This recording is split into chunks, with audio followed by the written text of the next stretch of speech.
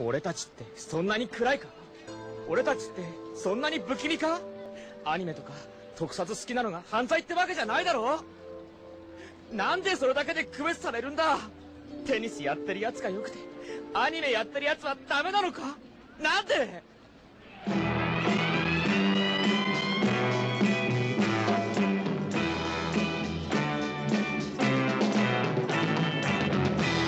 ？Hello, ladies and gentlemen. Welcome to Cinemologists Radio. I'm your host, Joel Davidson, and I'm joined by... Alex Latanzi. And me. What? Who's there? Who's that? Whoa. It is I, Y2K. Yes. Tonight's episode is going to be quite an interesting one. I'm actually really excited, to talk about some of the stuff, but also just to sit back and enjoy, because I think you guys are going to have some very interesting and polarizing, perhaps, views on what we're about to talk about, just because you come from completely different decades. But tonight we're going to be throwing down our 2 cents on the whole anime dealio, from the streets, dog. All of anime at the same time. About 60 years of it. It's like 3 people talking at once, well, I think Osamu Tezuka, Attack on Titan is a bubblegum crisis. We're going nuts over here. Yeah, well, don't you take this opportunity to sit back and relax. No, I wouldn't dream of it. You need to talk, too. No, about I will... that one time you watched Cowboy Bebop. The extent of... No, I actually...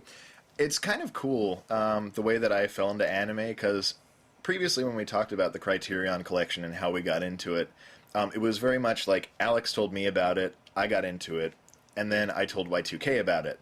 With anime and whatnot, it was really both of you guys. Like, Y2K would say, hey, I got this anime I want you to watch, and I'd watch it, and it'd be something that was airing on Funimation at the time, like Case Closed, or... You were the one who got me into Hayao Miyazaki as well. I remember you showed me Princess Mononoke. And then, Yeah, and then on the opposite spectrum, Alex would be over here saying, hey, I got this thing called Bubblegum Crisis, or I got this thing called, called Neon Genesis Evangelion, from the other side of the divide. So it's been a very interesting experience all the way around. But Y2K, got a question for you. Where did you first stumble across anime, and why the mad obsession? Why do you enjoy it? Like many kids that were born in the mid-90s, anime kind of started to become a thing because anime started to be brought over to America a lot more reliably around that time. Even though they were heavily Americanized, things like Yu-Gi-Oh! And Pokémon became insanely popular.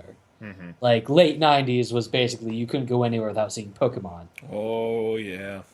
And, late 90s, early 2000s was really big for Toonami, that block on Cartoon Network, that got a hold of a lot of anime to show. And that's where kind of my gateway drug started with Naruto. That's kind of where I started to realize that it was actually anime, because I got really into Naruto airing on Toonami, and I started to look into it on my off time at school, and I was like, wait, what do you mean it's made in Japan? And that just kind of that just started my decline into being weeb trash. Oh boy. The worst kind of trash. Tonight on the Cinemologists, we're throwing down and talking about our dirty laundry. As far as why I've just kind of stuck with watching a lot of it is just because it really just offers something different, really. I mean, it's an entire medium, and they produce 10 shows a season. Mm-hmm. So there's a lot of it out there, and basically, if you look hard enough, you can find something that you like. Okay, so that's where Y2K kind of came into it. Alex, now that you've heard that, where did you fall into this thing? Well, I fell into it in really early childhood, because Cartoon Network, they were a big factor in that, because they would show a lot of, this is in the early 90s, when they were playing Speed Racer. Back then there was G-Force, and or even further back it was Battle of the Planets, and I think, and something about those shows I just loved because they had a different feel than the other cartoons and whatnot, just the dynamism of them and all that. And then freaking Robotech. Oh my gosh. Every day after school, Robotech would go home, turn on Cartoon Network, and like I was just be enthralled, glued to the set, and watching the next episode of just this really compelling story and just amazing mechs and like just these really cool looking designs and things. And I was just that was what really like got me excited. And I at that point I did not know that they were Japanese. I did kind of get this sense that they were from Japanese. I remember my aunt had a VHS tape of My Neighbor Totoro, and I watched that, and like that's when I kind of learned this is anime and it comes from Japan. And I was like, oh, okay, that's cool. I really like this stuff. And so like kind of progressively I'd see anime around me in places. I remember going to like stores like Saturday Night Matinee in the Christiana Mall in Delaware, and that they had a whole like VHS of tapes of like different anime, and just kind of I didn't comprehend a lot of it, but it was just around. And then I remember there was a TV station that would play like Hawaii Five-0 and A-Team and Knight Rider and stuff, and I'd watch that. But they'd have these commercials sometimes for like a VHS set called The Best of Anime. And the commercial began with this very distinct, very in-your-face kind of 90s advertising, which just had like these like blood-red stenciled words slamming onto the screen going, "This ain't no Mickey Mouse. This ain't no Donald Duck." And it was just like showing all these like very not kid-friendly clips. He was like, "This is anime." And I was just like, it's like, oh my, oh. And then Get in the robot, Mickey. And then I got... I must have run away. But and then I kind of became aware like anime was like not really for kids in like many regards. It wasn't like kind of aimed at kids. In a lot of cases, it wasn't for kids. And then I remember it was like one moment when I was in I think it was Blockbuster, and they had a DVD of Akira. Yeah. And I remember like looking at it, I was just like, the cover just looked very like, I was like, whoa, I bet that's anime. And just like the cover I think was of the city being like destroyed in this explosion. And then on the back it said rated R. And like that blew my mind as a kid. And I was just like imagining like what the heck is in this movie that like requires it to be rated R. But yeah, and then slowly I kind of discovered more and more series. A friend of mine lent me the first volume of Cowboy Bebop, and I watched all those episodes, and that was like a revelation. And then I discovered Evangelion through a promo on one of the Robotech DVDs, and that was one of the most amazing promo videos ever, where they have the Ode to Joy with Beethoven, Oh, yeah. and like and a montage of clips of like weird action scenes and like monsters and like just sci-fi tech going on that like really was kind of unique and really piqued my interest. But it was a couple years until I saw Ava, but it was just like kept going on, and like my taste definitely started out old school. And then like the 2000s, around the time of the like early 2000s when the Toonami started showing Gundam, so there's like that was it. Like I remember buying a lot of the manga, the just like books about the Gundam shows, just watching all that stuff, Gundam Wing obviously, but like I remember the 8th MS team. I love the 8th MS team. That was awesome. Then I discovered like Miyazaki when Spirited Away came out. I was like, oh, it's the guy who did Totoro. And then I watched that, and then there's like other movies that Disney released on DVD around that time, and I kind of became more aware of them. And then like I got Nausicaa, and I just loved that. Like I remember when I first saw that, I was just like, this is just like the music and the world, and it's just so solid. And I hadn't seen anything quite like that before. You were so lucky. You were so lucky. So lucky. You got to watch Spirited Away. There's this like on the DVD for Spirited Away, John Lasseter gives us like just emphatic introduction to the movie. You are lucky. So like you mentioned Pokemon earlier, and that obviously like I was caught up in that mainly, but I remember going to the theater to see Pokemon the first movie. Oh gosh. That was interesting because we were at this place which had a movie theater in it. It was like this crazy, like amazing fun zone type place with like arcades and mini golf course and like a go-kart track, and then it had a movie theater. I just imagine you're watching a movie, you're sitting there watching Pokemon the movie, then all of a sudden a torrent of go-karts burst through the screen. It's like a huge accident. I'm sure the parents would all have appreciated that. But no, like my parents are like, oh, let's go see this Pokemon movie. That's, I mean, as a kid, I was like, oh, it's cool. It's a Pokemon movie. But then afterwards, we go out into the lobby of the theater area, and they have these TVs that are showing like promotional videos for stuff. And there was a promo trailer for this animated film that I was looking at and just looked so weird. And like it was just like, what is that? And I remember it was like Princess some name I couldn't pronounce as a kid. And then it wasn't until years later that I was like, oh my gosh, that was Princess Mononoke. Like I was in the theater while Princess Mononoke was in the same theater. I could have seen it. Wow. I was too young, but you know, actually that's like one of my favorite Miyazaki films now. Like maybe after Cagliostro, Castle of Cagliostro, but yeah, and then time went on. After, I just kind of started collecting more anime after we moved to New Jersey.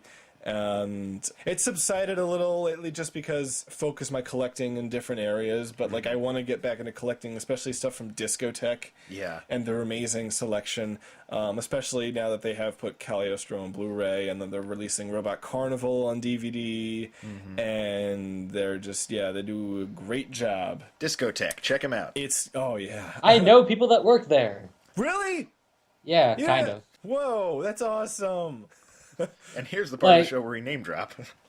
Of course. And then, you know, it's kind of influenced my drawing style a little bit. So a little bit like Haruhiko Mikimoto, maybe some of like Yoshikazu Yasuhiko, those kind of guys. Because Yoshikazu Yasuhiko, he's like, he's one of like the most amazing manga artists, and just out there. Like his painting style is just gorgeous, especially back in like the 70s and 80s. He had this like crystalline metallic, almost like mineral sheen to like a lot of his stuff, and it was just really unique.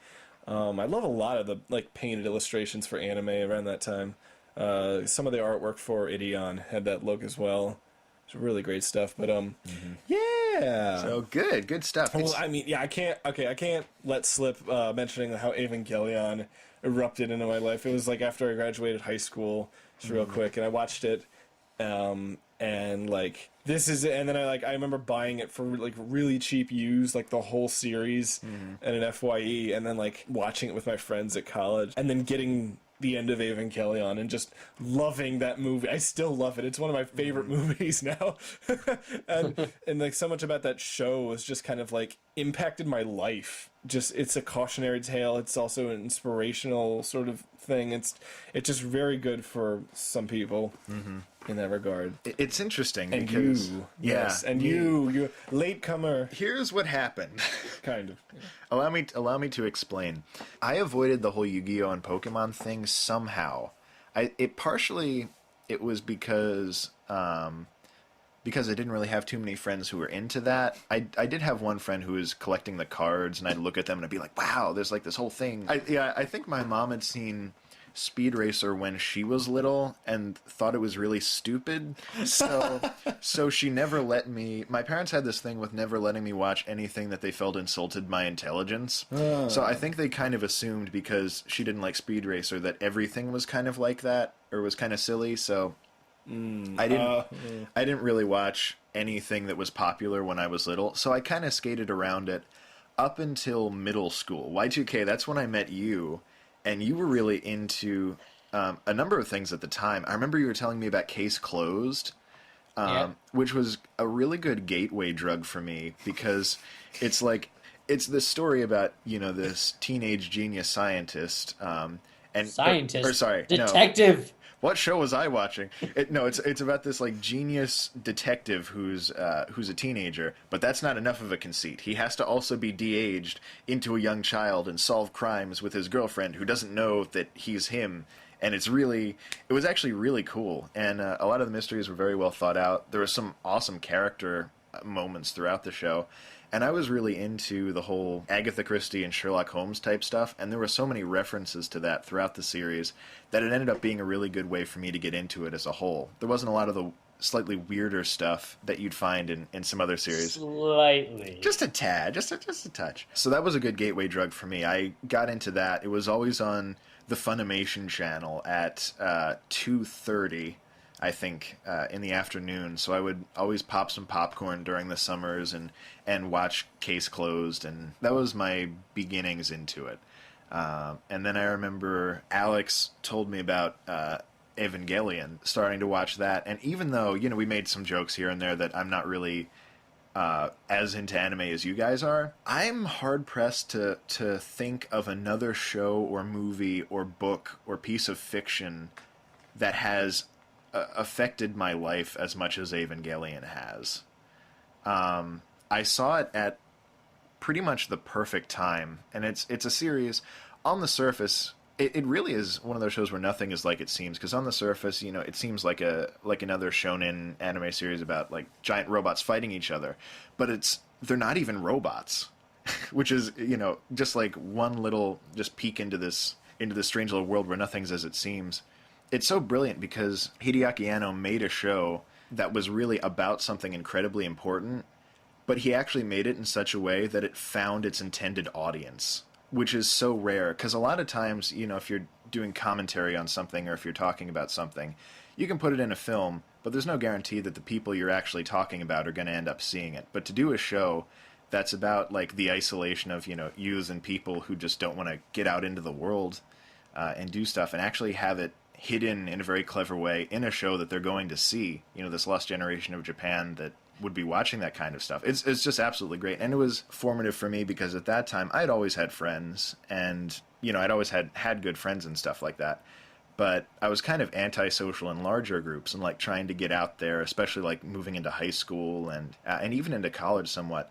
I always felt like, well, you know, I've got my friends over here. I don't really need to go out there and meet new people, because whenever I do, I always feel really awkward. And in some way, you know, if I try to deepen relationships with these people, somebody ends up getting hurt at some point. And here comes Evangelion, a show which basically says, yes, you will get hurt, but, you know, you're a social creature. You need to get out there and be with people. You know, that's what you're supposed to do. And it's something that even today I always think about. If I want to run away from just like meeting new people or going into a social situation, I kind of say to myself, like, you know, I mustn't run away. I got to do this. And I've made a lot of awesome, wonderful friends and just found new people that I would not have done if it wasn't for Evangelion. And it seems kind of funny saying that, but it's true. Like, the show really, really was a huge encouragement for me to just go out there and just spend time with people and deepen relationships with people, which is what it's about. Just something to mention here, Hideaki Anno. Do you know what he's directing recently? New Godzilla film. What? Yeah. What? Yeah. He's co-directing the 2016 Toei Godzilla. Oh my gosh, if I wasn't literally fixated to this computer, I would like run around the house right now. For those who don't know, I'm a huge Godzilla fan, and I think I'm going to lobby to do an episode of CR on Godzilla at some point. Okay. But, oh my gosh. Yeah. I did not know that. That's awesome. If you want to go to Japan in September, they're going to be holding their, open calling for extras. Well, I'll be there. Forget you, college. Yeah. Hey, so are you guys cool with us just doing an episode about Godzilla? Oh, thanks, Y2K. I'm sorry. Got him going now. It's great. So going on from that, I discovered a bunch of stuff. You know, Cowboy Bebop. Going back further, after kind of overcoming my initial gut reaction to the animation style, I've gotten into stuff from the late 70s too. Like Space Pirate Captain Harlock's one of my favorite series now. Yeah. I absolutely love it. I love the characters, I love the story and stuff like that. So I'm going out there. I was a little bit of a latecomer, and I still don't know a ton, but what I have seen I love dearly. And yeah, I just love the ambition and the heart that you'll find in a lot of anime, which you don't in stuff with the kind of scale that a lot of these series deal with. A lot of them are, you know, really awesome, like sci-fi tomes on a large scale or fantasy stories, but they have like an intimacy and a sense of fun to them that I don't see in a lot of other places, in the best ones. So that's what keeps me coming back for more. Sometimes I do kind of find like there's a stigma around Evangelion. What? A stigma around Evangelion? You kidder. Just bear with me here. Well, okay, yeah. For a lot of people, it's just about a whiny kid. Oh gosh. You know? Yeah. A whiny kid. And if you're so, like, impatient that you can't deal with that and like, take an unlikely hero in the situation and actually follow him through. And even to the end, it's just like... Look, if you don't like the end of the TV show, I can't respect you as a human being. It's simple as that. Hey, I like both endings. Yeah, me too. They're both great. Yeah. Yeah. No, I totally agree about Shinji, because you do hear people say, like, oh, he's so annoying, I can't watch the show, or stuff like that. Shinji Ikari is one of my favorite characters in film and television, because he's us. Yeah. He really is, in a lot of ways, especially at the beginning, just the worst possible side of an antisocial geek. And, like, throughout the series, it's about him just discovering people. And it's, that's the beautiful thing about the show. Because sometimes you're unsure how someone's going to react when you say you like Evangelion. And even just the nature of the show itself, when you find another Evangelion fan, it's kind of like there's an instant camaraderie that I don't find with a lot of other fandoms. When I find an Eva fan, it's really just like, oh, you like Eva? Yeah, I like this. You get it. But are you weird about it? What do you mean, weird about it? Okay, because, like, I have one friend that's an Evangelion fan, but it's really, really, really annoying, because she's one of those Evangelion fans that think it's, like, religiously deep. Well, I'd like to refer you to the DVD special features of Matt Yeah. Greenfield. Oh my gosh. No, don't watch. That's a huge, huge thing that, because the show's been around and so hyped, I guess, a lot of people talk about, like, how deep it is. And, like, it does have a lot to say, but it's not necessarily confusing or complicated. Or about religion. Yeah, or about religion. Yeah. That's an important distinction to make, because a lot of the, like, symbols of Christianity and whatnot that are in the series are completely foreign to Japanese audiences. It's a stylization type thing. It's part of the nomenclature. It's part of the visuals. It's exotic imagery to them. Yeah. Yeah, that's basically the only reason why they did it. They're just like, oh, let's take these monsters and call them angels. That'll be cool. Yeah. Yeah. It's otherworldly and different to a Japanese culture, so that can be lost in the translation and a little bit confusing sometimes. But no, yeah. But no. It's they had to So more on the point of people going out and checking anime. I guess I'll throw this one out there. I guess starting with Y2K. You're trying to get somebody into anime. Where do you start them off? Well, I'm glad you asked. There's a lot to go into this. Like, especially, like, I guess the first thing really is just, what are those person's tastes? Mm-hmm. Like, you have to take in consideration, like, this person that you're trying to get into anime, you have to, like, kind of have a fairly decent gauge on, like, what they like. Mm-hmm. Yeah. Because, like I said, there's a huge range of stuff out there, and you can basically choose anything. Number one thing, I think, for anything is choose something that has a reliable English dub. Yes. Oh my gosh. Like, if you try to get someone into anime and just throw subtitles at them, that is the worst thing you can possibly do. It's just so much easier to consume something in your native language. Like, that's just how it is. Yeah. And especially with animation. Yeah, especially with animation. A really important thing is, like, you show them something, you find something that they like, you show them all of it. From there, you kind of have to keep going with it. Because, you can't just show them one thing. You go, okay, here's a very general thing that everybody likes and you might like too, and they really like it, and you're like, all right, well, here are things like it. And you kind of have to branch them off and keep on feeding them stuff and where they can watch it. Yeah, you can't just, like, throw them out into the quagmire after one show or one you really have to, like, guide them into it. You have to leave it up to them a little bit too. Just like, did you like this? Did you hate this? What did you like more of this? Or, like, what is your preferred style? Or, like, do you like old stuff? Do you like new stuff? One thing is that it's incredibly easy to get people into anime nowadays because the process of obtaining anime has become so much easier. So much easier with simulcasting. A lot of anime nowadays, like even the really new stuff, you can get online for free absolutely legally. Yeah. Yeah. And that is great. I love that. So all hail the roll that is Crunchy. yeah, I mean, like Crunchyroll started it, but like after Funimation jumped on that, like whoa, like they started something with Hulu too, and so if you go on Hulu, they have a really large selection. Even Netflix has started to get some really good stuff. Got it all. So Alex, Yeah. what would your advice be to anyone trying to hook their friends on phonics or anime? Just show them Cowboy Bebop.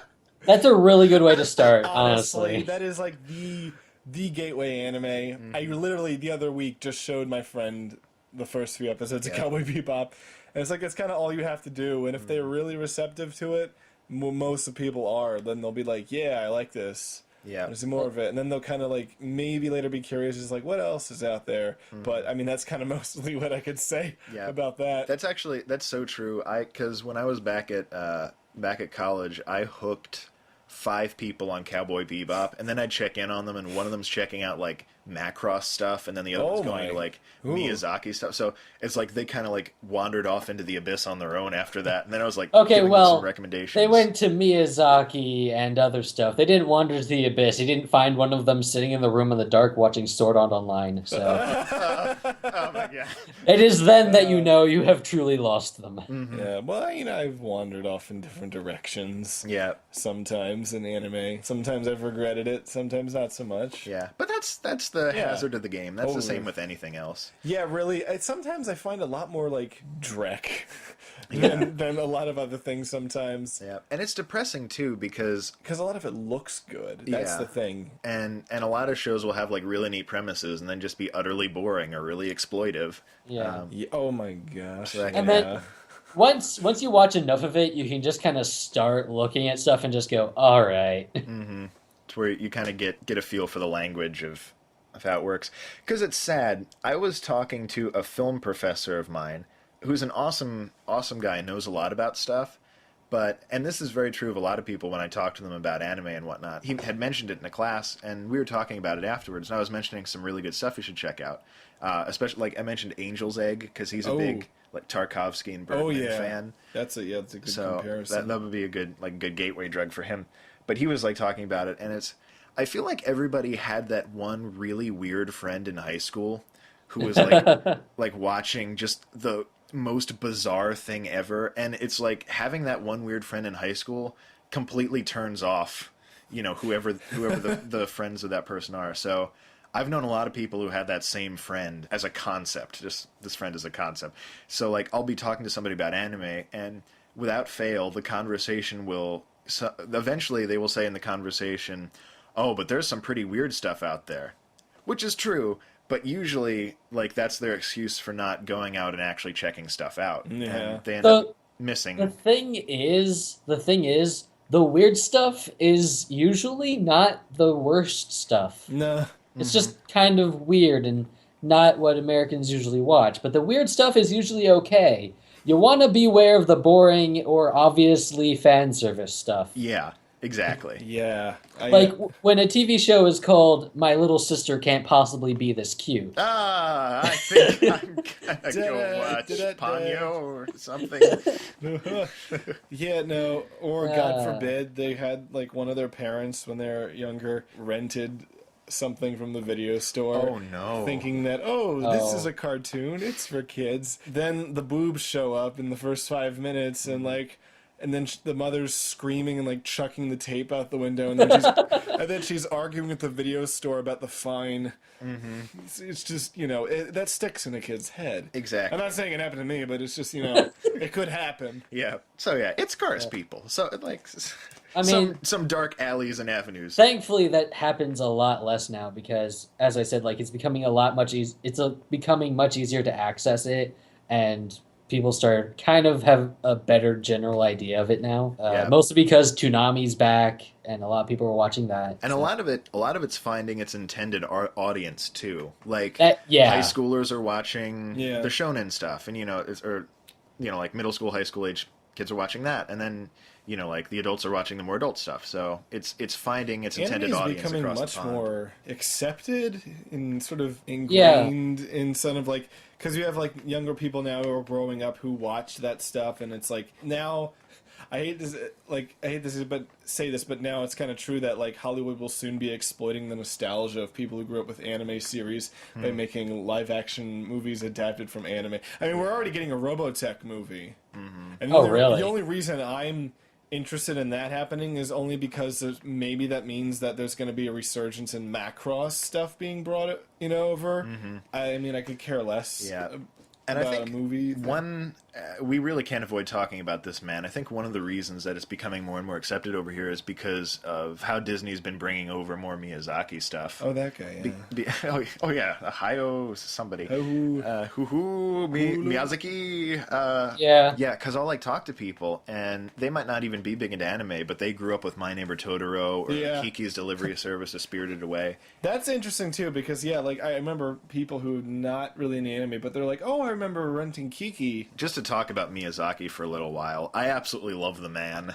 One of the first anime things I ever saw was when Y2K showed me Princess Mononoke. Princess Mononoke. Okay. Yeah, that was awesome. It was unlike anything I had ever seen. It was so much more reserved and mature than I was expecting. And watching that, and then going off from there, my favorites of his, I think if I had a top 3 off the top of my head, would be Castle of Cagliostro. Oh, yeah. The Wind Rises. Oh, yeah. And which was the best film of 2013 and got incredibly gypped by awards people across the board. 2013, yeah. It's the best film I saw in 2014. Exactly. And that was in January, because it was the year of Frozen, so it wasn't going to win anything. I'm so glad I was not watching that Oscar ceremony. It deserved so much. It should have been in the Best Picture category. It should have been in the Best Original Score category. It should have been in the Best Original Song category. The end credit song for that's incredible. Oh, yeah. It just takes you out of the world of the movie, just feeling just every emotion there is. And then Porco Rosso is my favorite. Yeah, I get goosebumps every time the flashback in that movie happens. Oh yes, the music. It's and the music and that scene. Oh goodness, that movie is just amazing. If you haven't, that would be my suggestion to you. I know Alex and Y2K leveled in, but I would say see something by Miyazaki. Whether, if you're a big Indiana Jones or Bond fan, check out Castle of Cagliostro. If you want something a little more historical and fun, watch Porco Rosso. If you're big into more historical fare and stuff like that, check out The Wind Rises. Or Princess Mononoke, depending how or Princess far back, Mononoke. Actually, in a weird way, as a example of, recommending anime to people, I've started to try and get my parents watching stuff, actually. Oh yeah. And I did it through Miyazaki movies. The first thing I showed them was Wind Rises. And then directly after that, I showed them Castle of Cagliostro. And then after that, I showed them Princess Mononoke. So essentially, I showed them his last, his first, and my favorite. Yeah.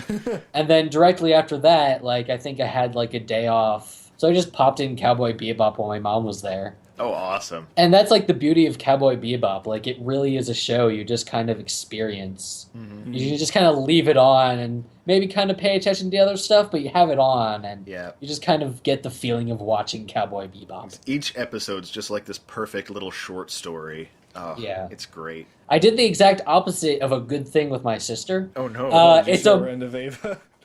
No.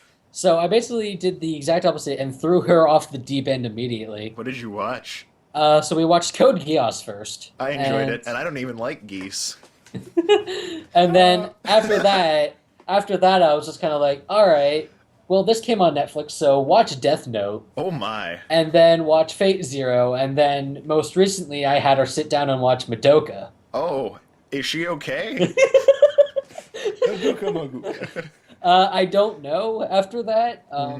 I didn't show her the sequel movie. Oh, okay. So she should still be okay. Didn't we watch all of it in a day? That's exactly what I did with her, too. I love causing people emotional trauma. See, I do too.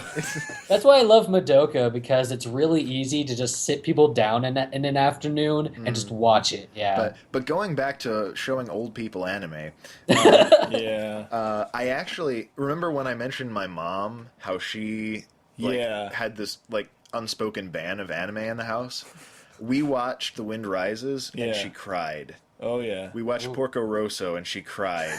She loved, even to this day, she talks about The Wind Rises with so much respect and fondness. It's like somebody she knows. My gosh. It's, and that's his most adult film. Mm-hmm. In fact, it's one of the most adult animated films I've ever seen. Yeah. In just the fact that it's not trying to shock you in that adult sense. It's not juvenile either. It's being, like, intelligent, respectful, and taking full advantage of the animation medium to tell a story about adults, about, aspirations, dreams, and love, and life. It's just, it's if Disney didn't own it, that film should probably be in the Criterion collection. But thank goodness for Disney. That and the Pixar movies are probably Disney's two biggest contributions in decades. Like, that's like the best thing that they've done for the medium of film, is bringing those over. They brought those to, like, the attention of a lot of people. I haven't gotten too adventurous with showing my family some other anime. Like, I did show them, I showed them Robot Carnival a while ago, and they really liked it. So just kind of throwing it out there, Y2K, just throw out an anime you want to talk about. Like, what's something that you love and just want to tell the world about? When it comes to anime, and especially ones that I greatly love, that I would show to basically anyone if they gave me the go-ahead to show them anything at all, I would definitely start showing them any of the works of Kunihiko Ikuhara. Okay. That man is a genius. That's great. Y2K, this is me you're talking to. Okay. Yes. This man started work. His first notable work is that he was director for a couple of episodes on the second season of Sailor Moon. Okay. That's kind of where he started getting a name. Weirdly, immediately after that, he produces a show called Revolutionary Girl Utena. Oh. Yes, I have heard of this. He directs that show, the first complete show this guy directs, and it's an absolute masterpiece. Mm-hmm. Amazing show. 46 episodes of perfection. Not really, but basically. It has a really, really interesting style of telling two stories at once.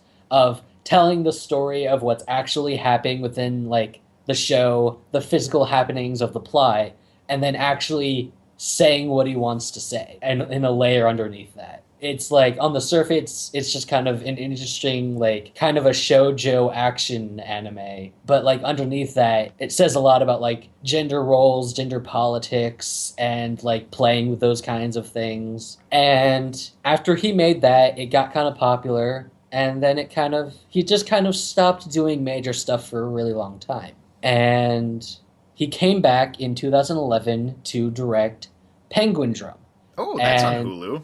I don't know what it is, but I've seen it around. It is. And it's a shorter series. It's around 26 episodes. Again, at this point, 2 for 2. Absolute great masterpiece of an anime. This show, it's mostly about, these two brothers caring for their increasingly ailing sister who actually dies but is revived by a mysterious force. And this mysterious force says, you will search for this one specific item called the Penguin Drum for me, or you can just let your sister die. Fascinating. That's the setup for that one. But it's, again, it's a story, under a story, where it's about expectations put on people in society from birth. And just, that you have to, do this one thing. You have to do what your parents tell you. It's about parental abuse and kids not wanting to do what people are shoving them to do, and forming bonds outside of your family. Mm-hmm. Basically forming a family outside of your family because your family is treating you wrong. So that's what basically that's about. So what actually, your family is. Yeah, basically. 26 episodes, you say? Yeah. That might... Anyway, go on. I think about that. And then, most recently, in January of 2015, he released Yurikuma Arashi. And let me tell you, this guy is 3 for 3 on great works. Oh, and that's, out this season? Well, it was out in January. Oh, okay. It aired in January. And that one actually ends up being one of his more controversial works just in general, because On the surface, it's about like bears gained sentience and rose up against humans, so they sectioned off bears behind a wall. But these two bears get disguises as humans and sneak into a high school to meet with this one girl. And it's actually about like how, specifically in Japan, how the people and society in Japan view lesbians. This is how some people view them, this is how other people view them, and this is kind of how they're both wrong. And it just kind of talks about that, and it's also just a really great story, and that's 13 episodes.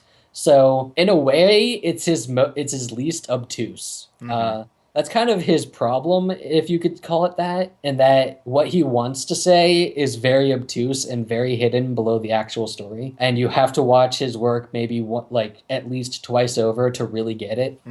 Not so much with Yurikuma, because he only has 13 episodes, so he gets to the point really quick. But does it without being too didactic. Yeah. So, like, if you just want an anime or multiple anime series that have a lot to them, a lot below the surface, and a lot you can really, like, just bite into, his work is absolutely amazing. Cool. Yeah. Awesome. So, Alex, the floor is yours. Well, let's see. I'm just going to go down a list.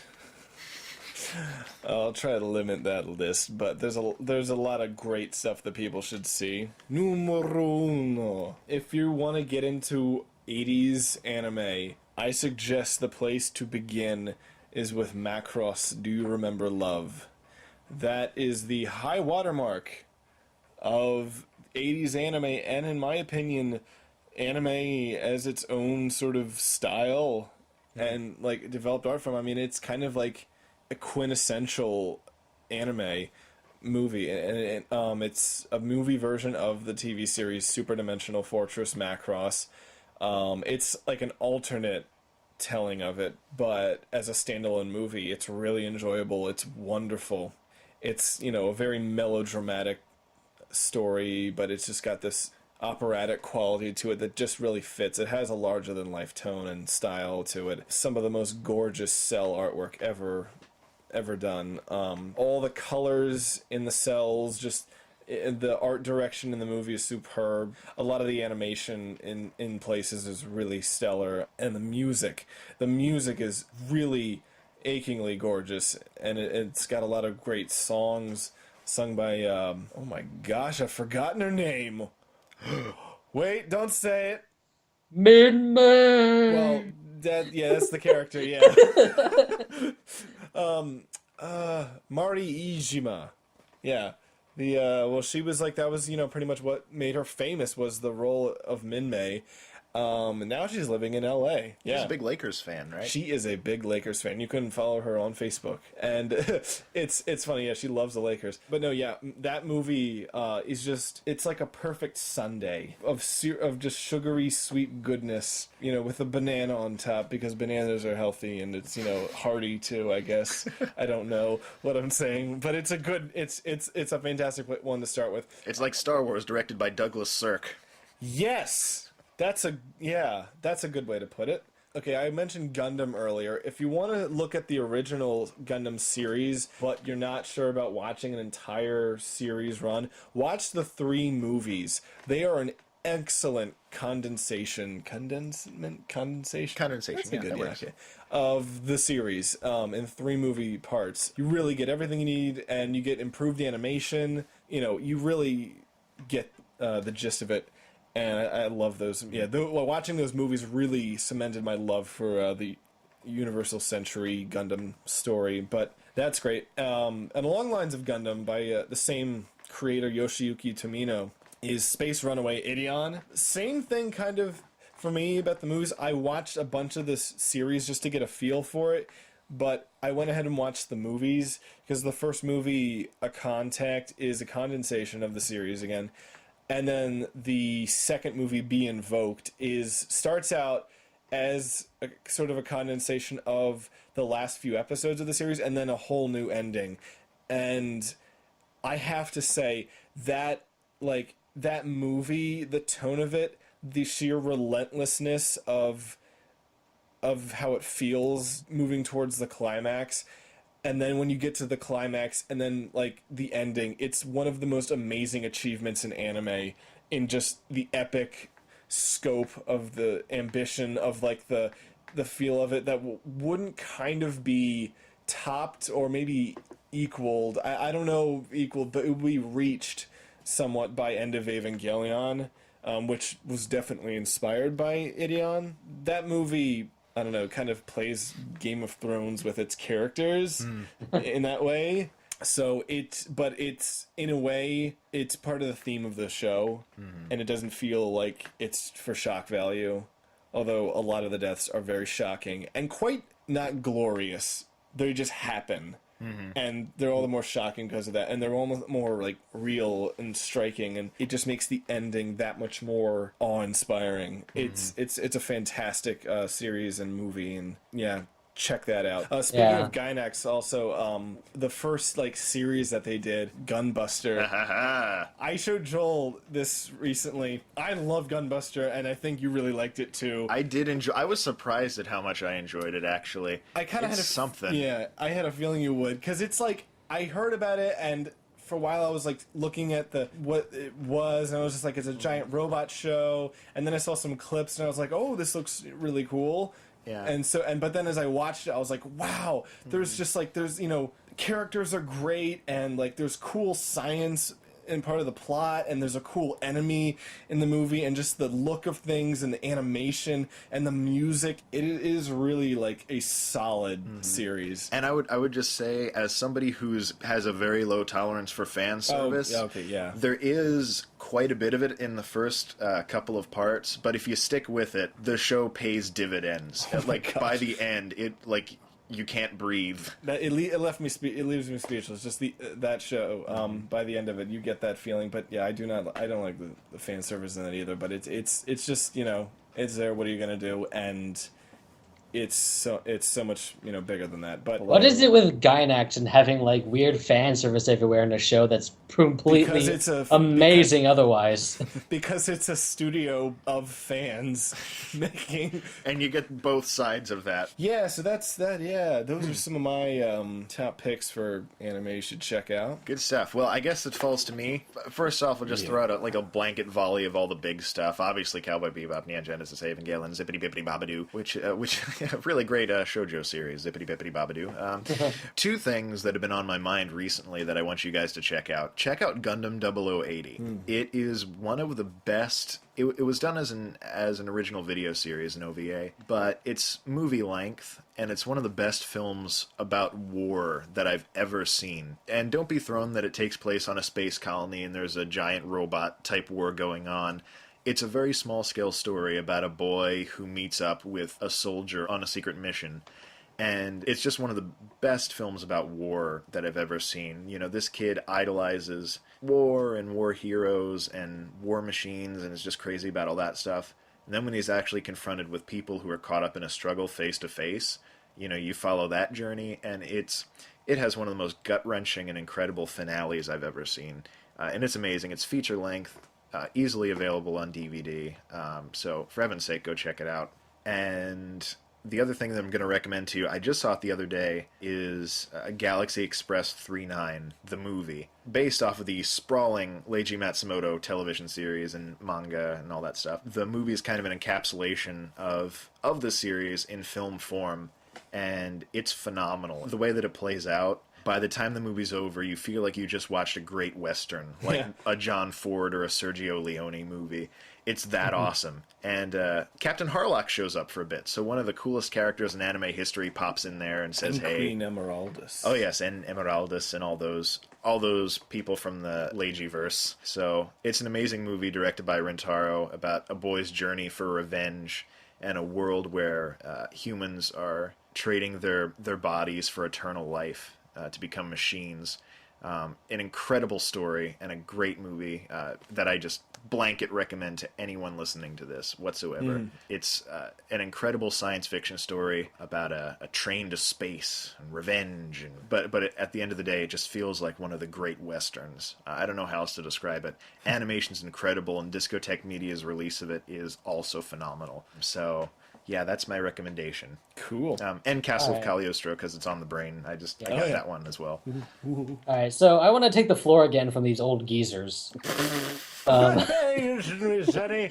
You and All right, you can have the floor, but you and your angular character designs and I'm your gonna- digital coloring. I don't know what you're babbling again. Back in my day, we drew on cells. All right. So What's I a didn't floor? realize we were like, going for multiple things here because I'm like, all right, wait, I have like 4 more. Oh, you do? All right. Oh, I'm for it. sorry to interrupt you. No. But let's see. Okay, the works of Gen Urobuchi, which fall into the likes of Madoka Magica, Psycho Pass, and Fate Zero. His works are really good. He does really, really, really good character work. And usually his shows are really easy to sit down and just kind of knock out in an afternoon or two because they don't go above 24 episodes. But like Fate Zero is kind of like the really cool like magic fantasy type show. Then you have Psycho Pass, which is a really brilliant sci-fi anime. And, Madoka Magica is a really interesting and cool take on the magical girl genre. It really does some like really new stuff with it. So all 3 of those are absolutely great and can relatively be showed to an audience that, hasn't really seen much anime before. And then I guess 2 that actually came out really recently, they aired in 2015. One being Death Parade, which is a 12-episode anime, which got made because a short called Death Billiards kind of won like an animation contest, and they picked it up to make it into a full anime. And it's this really, really great, fun show about basically like this bartender that kind of has people play games at their death and stuff like that. It's really good. Wow. One of my favorites most recently that aired just in the spring season this year, called Blood Blockade Battlefront, which is made notably by the same person that wrote the original Trigun manga. Ooh. Oh. It got an anime adaptation, and to be entirely honest, it's really weird to watch it and have it come out now because the story kind of feels very 80s. It kind of has that like really high concept vibe to it that just sticks to, and it's really good. It's basically a portal to the underworld opened up in the middle of New York. Ooh. And after they dealt with the catastrophe, they kind of just have to deal with the fact that demons are now living in New York, and you kind of just have to deal with it. So it's like you're riding on the subway, and there's a demon there reading the New Yorker. Yes, exactly. He's like wearing a hat and trench coat. Well, that's fabulous. Yeah, they really like burgers and stuff like that. It's good. There's an entire episode about a demon that really, really likes burgers. One thing that I really love to recommend as far as like, especially to people that haven't really seen anime before, basically it's a miniseries actually called Time of Eve. Have any of you heard of that? Nope. No. It is a brilliant miniseries. I think it's on Crunchyroll actually, and it's kind of like a weird like 20 years in the future kind of deal where they developed androids to help people around the house. And they're kind of treated as, household appliances. And one of the most notable traits is the fact that they have like kind of basically a status bar circle hanging around their head that indicates that they are an android. And so the main character is a high school boy that when running around town with his friend, they stumble upon a cafe called Time of Eve, which is a place where the androids are allowed to turn off their holographic halo and act as humans. Mm-hmm. Where, like, you're not supposed to know whether the person you're talking to is an android or a human. And so it's a really good miniseries. And then the last thing, just kind of like a personal favorite of mine, it's called JoJo's Bizarre Adventure. I knew this was coming.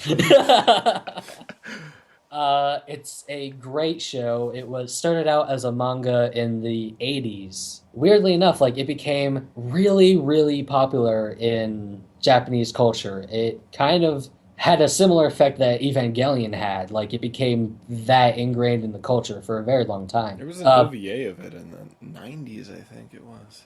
Yeah, there was. But weirdly enough, it never, ever, ever really made a appearance in America. And it, like, even when it did come over as part of that OVA one time, it never caught on. However, it was picked up in 2012 to be made into an anime. So they made that anime in 2012, and it got weirdly popular. It actually was a success.